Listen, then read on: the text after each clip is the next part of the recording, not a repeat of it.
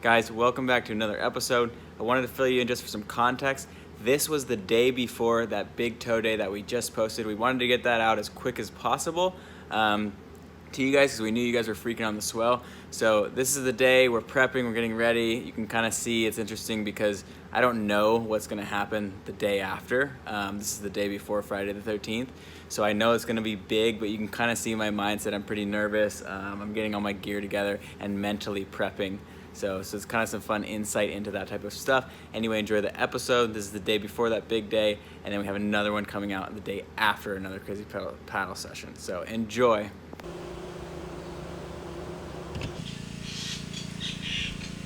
Can you give us an intro?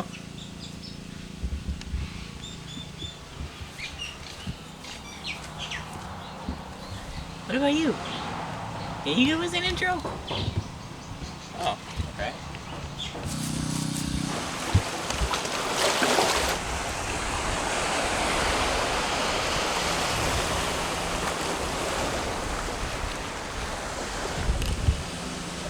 Guys, have you freaking guessed where we are yet? Plot twist, we flew to freaking Tahiti. The swell pops up, a psycho swell, paddle, maybe tow, 3 days, you name it. So we freaking hit the click, bought the flight, filled out all the paperwork. It was kind of a nightmare, but we made it. Doesn't matter now because we're in freaking Tahiti. Haven't been back in a few years since probably we filmed for there and back again for a crazy swell with I think Koa, Billy, a couple of those guys were here. Billy actually got hurt. His original injury was from that one Tahiti swell, which was a few years ago. So I've been coming here for probably somewhere close to 15 years. You guys know my history with Chopes. Wave of my life was here in Tahiti, here at Chopes. As well as tons of training, and a lot of my backside barrel riding has come from this place. So to be back here for a sick swell with good conditions, epic for paddle, and for the first time I get to bring you guys, it's a win-win-win-win. So stay tuned. I think we're gonna do a few episodes out of this. I'm gonna show you guys the boards I'm riding. I'm a little jet lagged, just got off a flight, so stay with me. So freaking peaceful. Alright, guys. It's time for an epic freaking board review. I'm gonna go over the boards I brought, and I'm gonna go over what I'll be riding ideally on the different days of the swell. What I don't have in my room with me is my tow board, which is a Dylan Shapes tow board shaped by Dylan Longbottom, meant for ship sterns. I brought it here, I spoke to Matahi, he's like, bring that Dylan.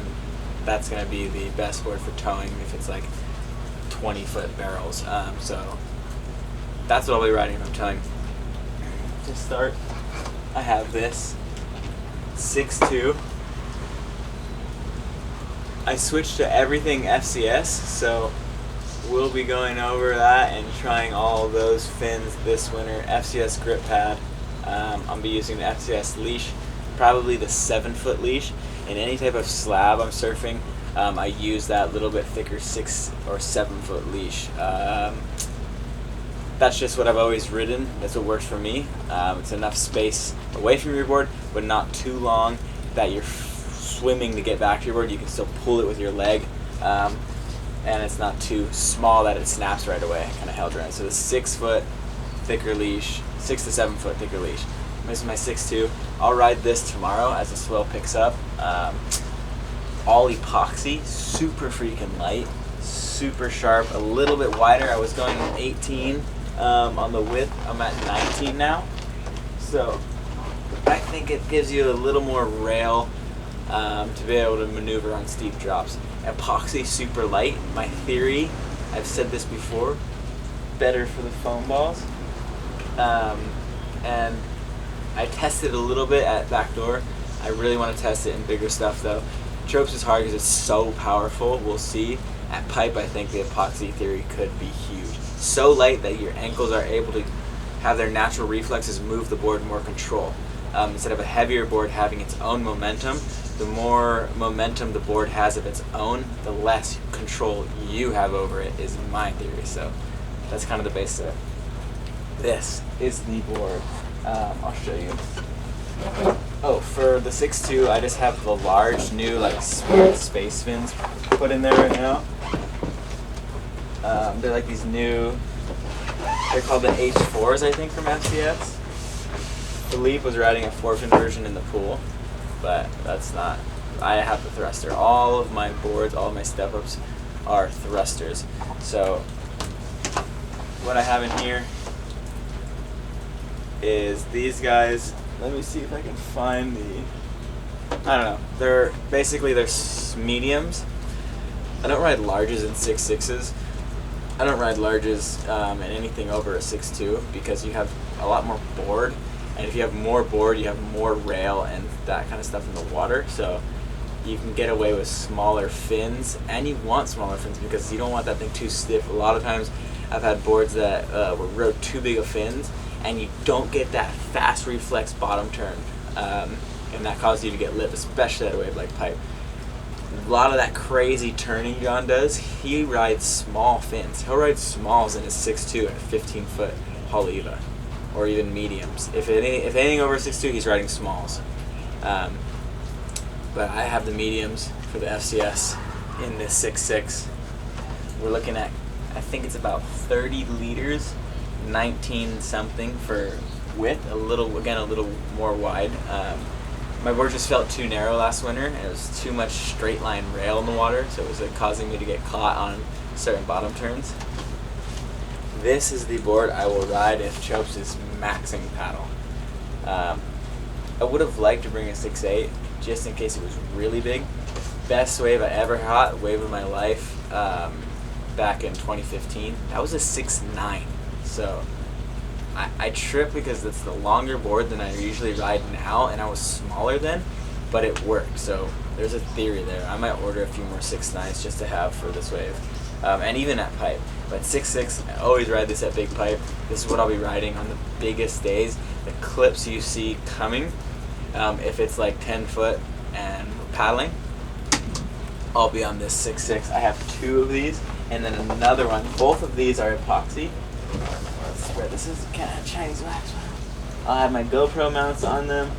Both of them, I'll be riding medium FCS fins. I have the 7-foot FCS leash. See the thickness on that. I have the FCS grip pad. I used foo wax. I put a base coat and then I put foo wax over it. GoPro mount, both of these boards, I have 2 of them here, they're exactly the same. Both 6.6s, both epoxy, super light, a little wider but really lean on the tail. The way they feel, I'm freaking out. I want to try them so bad. I do have a 6.4 right here under the 6.2. 6.4 is just a weird number for me. I don't know if I'll ride it. If it's smaller, if it's small enough that I'm not going to be riding my 6.6, then I'll probably be on a 6.2, but maybe tomorrow as the swell rises, it's kind of an awkward size. That's probably the clips you're going to see. It'll be those mutant double ups, not big enough to where I need my 6.6, but perfect for the 6.4, possibly. So, board review done. Hope you guys enjoyed those little tips, tricks, facts. Now you know what I'm riding. These are the leashes. Let me see the fins. These are the smalls I have. Let me see here. These guys is what I'm riding. The Almeric thruster mediums. So you know. What we really want to see is we want to see that right there. That's the indicator. If that thing's bombing, dude, it's firing. Look at that freaking perfect left going. Oh god, whoa. Power zoom. You want to see that right. If that right's bombing, you know it's big. We just hang out. Go and from back. What the heck? Whoa, whoa, whoa, whoa. Vagabond, you're crazy. And you love to jump on the people. Vagabond, you're crazy.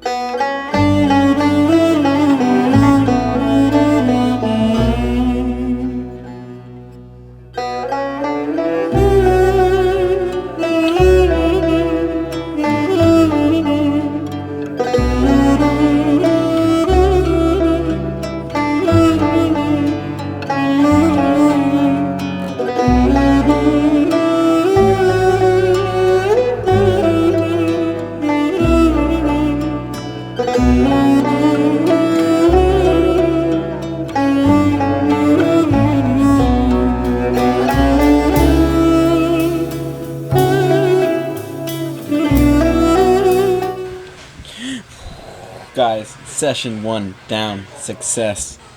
Epoxy 1, foam ball 1. It's 1 and 1. Thanks! I'm talking about my epoxy powers! Moving up to the 6.6 for the second session of the day. We had one crazy foam ball ride. Maybe the third wave out at Chopes. Crystal clear, glassy water. Doesn't get better than this. Heading back out of there. Coffee first. Epoxybilities next.